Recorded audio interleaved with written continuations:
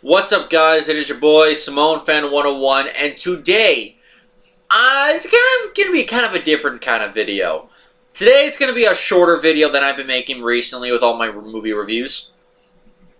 This video, we're gonna briefly re-examine Captain Marvel and Star Wars: The Force Awakens. Why am I doing that? Well, keep in mind, after the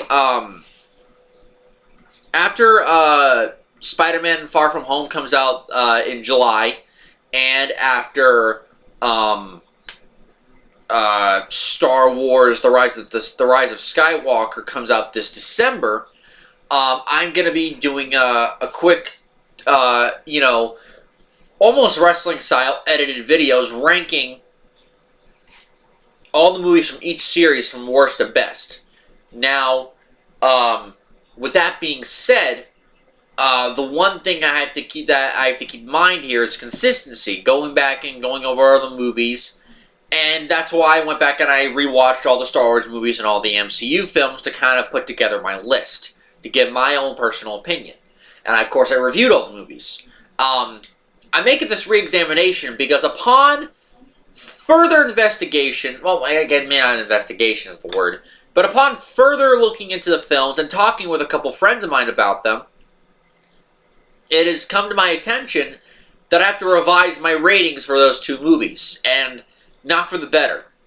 Let's get the easy one out of the way. Captain Marvel, I gave it a painfully average 5 out of 10 rating. As it turned out, I can't even give it that. I can't even give a painfully average 5 out of 10 score.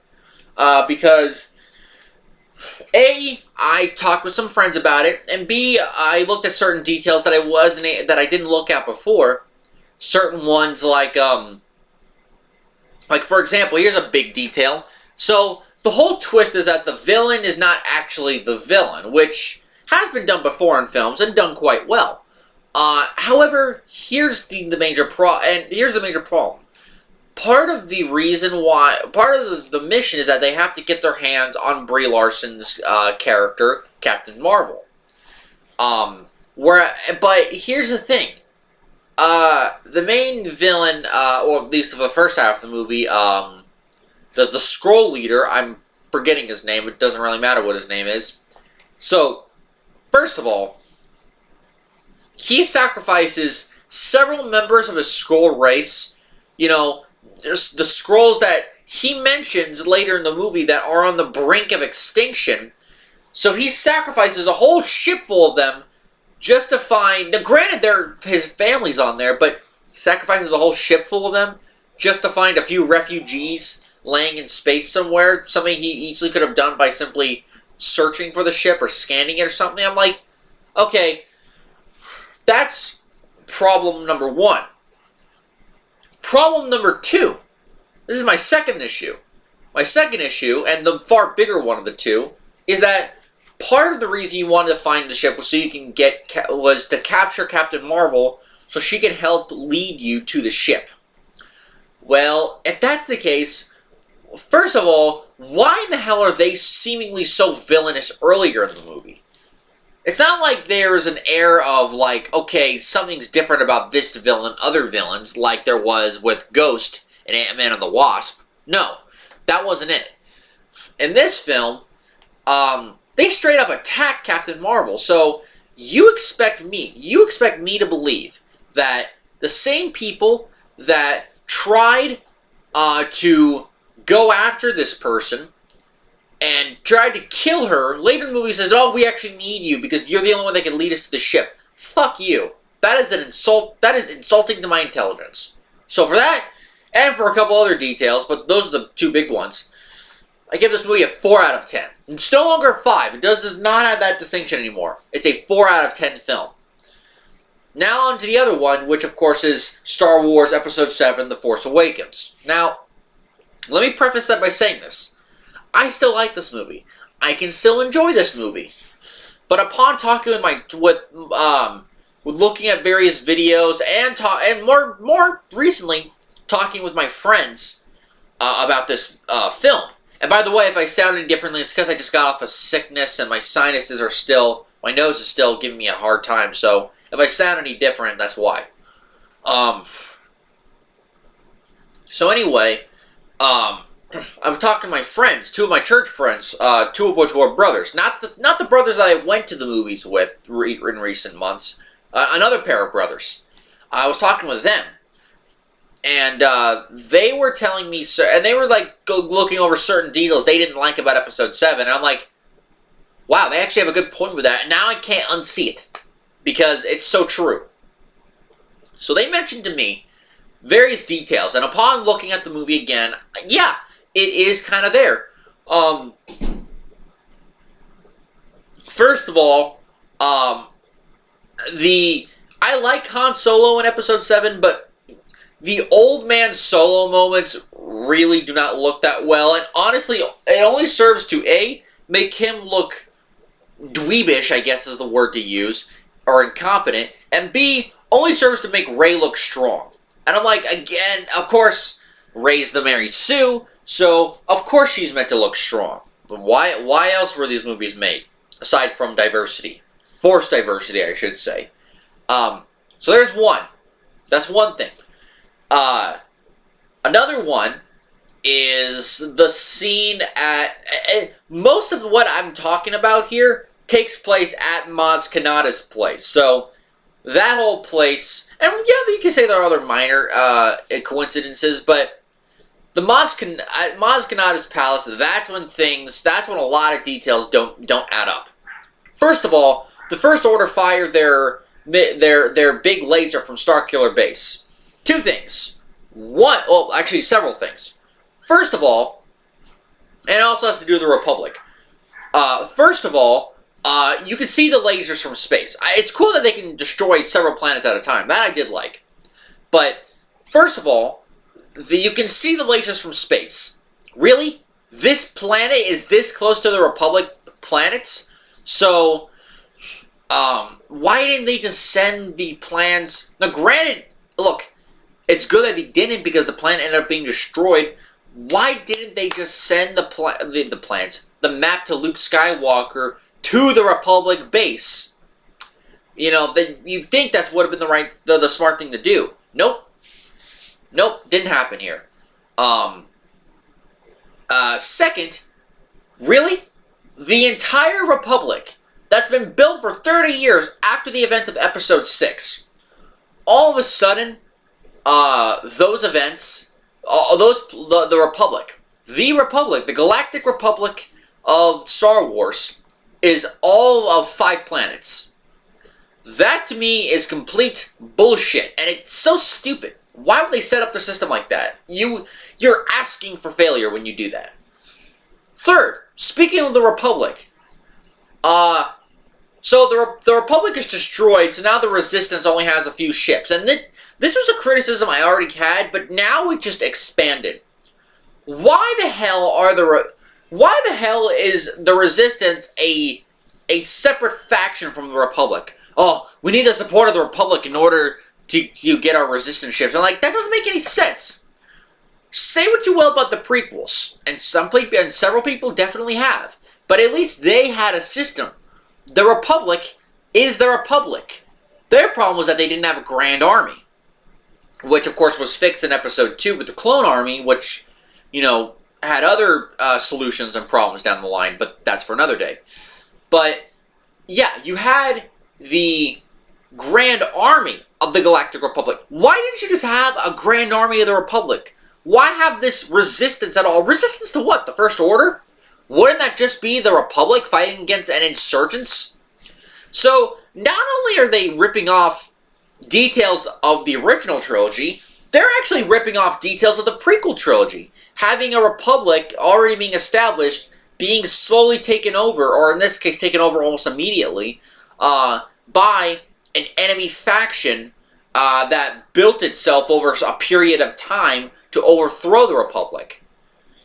So they basically told the entire prequel storyline in all 5 minutes without any of the truth build up and setup to tell that story. Yeah, lick it.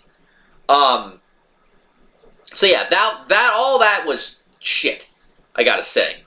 That's stupid.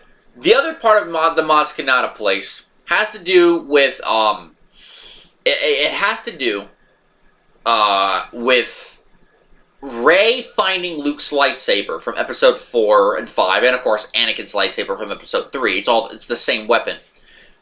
It's when she touches the lightsaber. Now, after the dream sequence is over, Maz Kanata goes up to her and says that the lightsaber calls to you. And look, the sequence itself was actually kind of cool. By itself, the sequence itself was well done, and would serve to hopefully set up, interesting storylines and plot developments in the sequel, which obviously did not happen because Last Jedi was complete shit.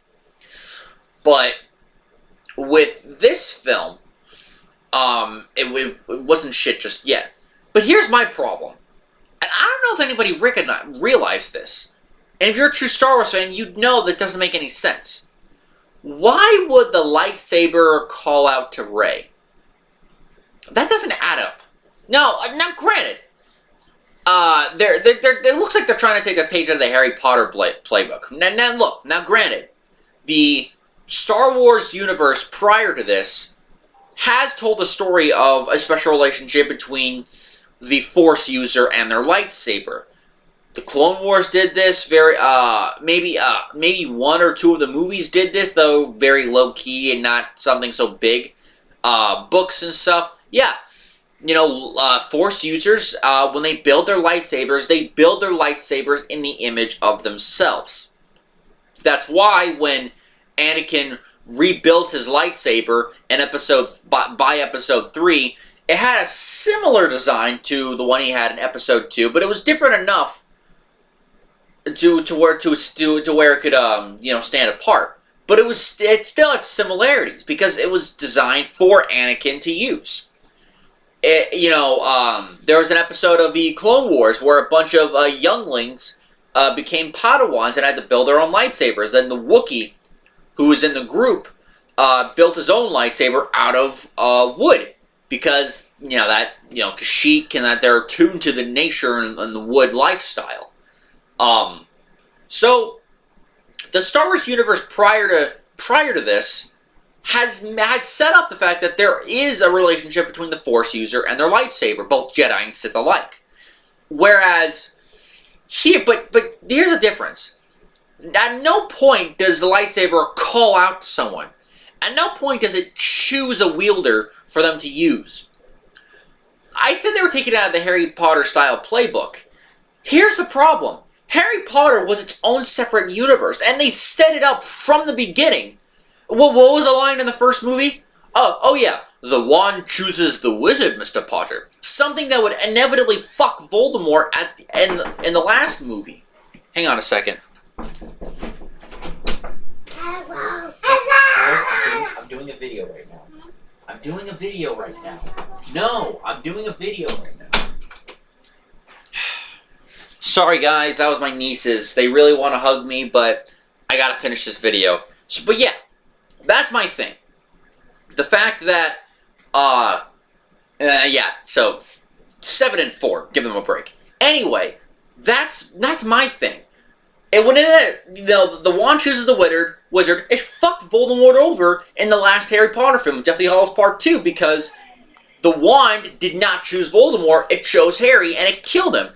How it chose Harry, look, is a different story, because, granted, that is the convoluted part, to be fair. But, at least it set it up. At least it set it up to where, it did make sense. Convoluted as it may have been, it made sense. It doesn't make sense here, because at no point in the movies up to this point set this up at all. Luke, when he got Anakin's lightsaber in episodes 4 and 5, at no point did he have any vision of the future or whatever. Well, he did in episode 5, but that wasn't because of the lightsaber, that was because of, the Dagobah tree or whatever the hell it was. The Cave of Trials or whatever. Episode 1, when Obi-Wan grabbed Qui-Gon's lightsaber, granted it was in the heat of the moment, but still, that didn't add up. And I'm like, okay, no consistency there. And it's like, You can't just rip off another franchise by making up these rules, even though it hasn't been done before and it hadn't been done since. They didn't do it in Rogue One or in the Rebels TV show or Last Jedi. Honestly, they would have found a way to make it worse because, my God, Rian Johnson is a terrible writer. But still, that was stupid. One last little thing I have to go for is the relationship between Rey and Han and Leia. They made mention in one of the interrogation scene that Rey looks at Han Solo like a father figure. How? They've only known each other for a day. Technically less than that.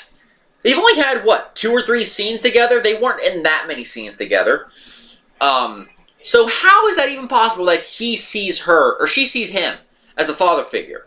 That to me doesn't make any sense. And at the end of the movie, when the heroes come back, Leia, who of course, felt Han Solo's death when he died, does he feel?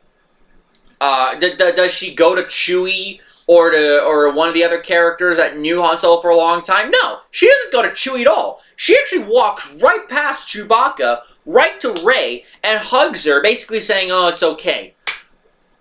Except here's the problem: they've never met before. They have never met before at all. So that doesn't make any sense. And of course, why do they do it? Because Rey is Rey and she's a Mary Sue. So that's my revision. That's my revision. I'm giving this movie officially Force Awakens. We're giving it a 7 out of 10. Honestly, Rogue One is better than this. I actually might change Rogue One to an 8 out of 10 because I actually enjoy that film more than I do Force Awakens. So that's my rating, and that's how I view it. So that's just, to get that out of the way. I might, change ratings for other films later on, but for now, I just wanted to get that out of the way, in order to avoid any confusion, because at one point, I said Episode 7 was better than Rogue One. I take it back. Reverse it. Rogue One's better than Episode 7. Until next time, guys, be well, stay safe, have a good day. If you want, like, comment, and or subscribe down below. It'll really help out the channel. Until next time, guys, peace.